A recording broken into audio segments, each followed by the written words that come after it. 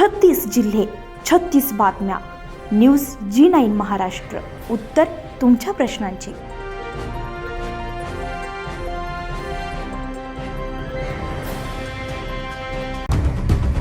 इगतपुरी तालुक्याच्या पूर्व भागातील टाकेत परिसरामध्ये गेल्या 4 दिवसांपासून सततच्या वादळी वाऱ्यासह बरसणाऱ्या धुवाधार पावसामुळे टाकेत येथील कडवा नदी, लेंडी नाला, करंजी, ओहळाला मोठ्या प्रमाणावर पूर आलाय.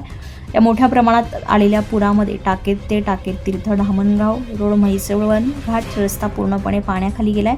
यामध्ये नवीन बाजारपेठेत पाणी शिरलंय. यामुळे सर्वत्र जनजीवन पूर्णतः विस्कळीत झालंय.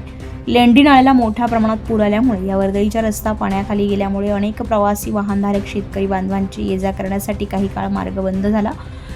शाळा महाविद्यालयांना देखील सुट्टी देण्यात आली आहे. टाकेत येथील आदिम कातकरी वस्तीमध्ये रात्री अचानक पुराचं पाणी आल्यामुळे अनेक कुटुंबियांचं जनजीवन पुन्हा दुसऱ्यांदा विस्कळीत झाले. यामध्ये घरातील कपडे, जीवनावश्यक वस्तूंचं देखील नुकसान झालंय.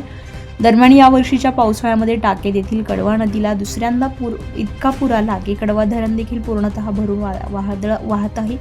वादळी वाऱ्यासह जोरदार बरसत असलेल्या पावसामुळे इगतपुरीच्या सर्व भागातील टाकेत परिसरातील जवळपास 40 वाड्या, वस्त्या आणि 25 ग्रामपंचायत कार्यक्षेत्रातील जनजीवन विस्कळीत झालंय.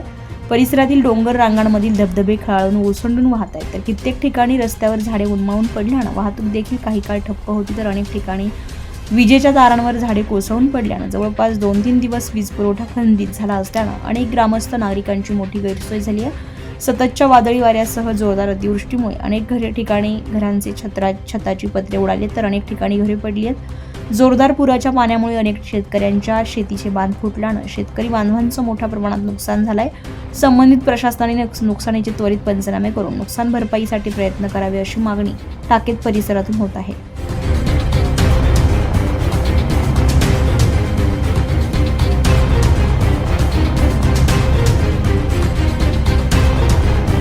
न्यूज G9 महाराष्ट्रसाठी रामेश्वर निलेवाल, इगतपुरी, टाकेत.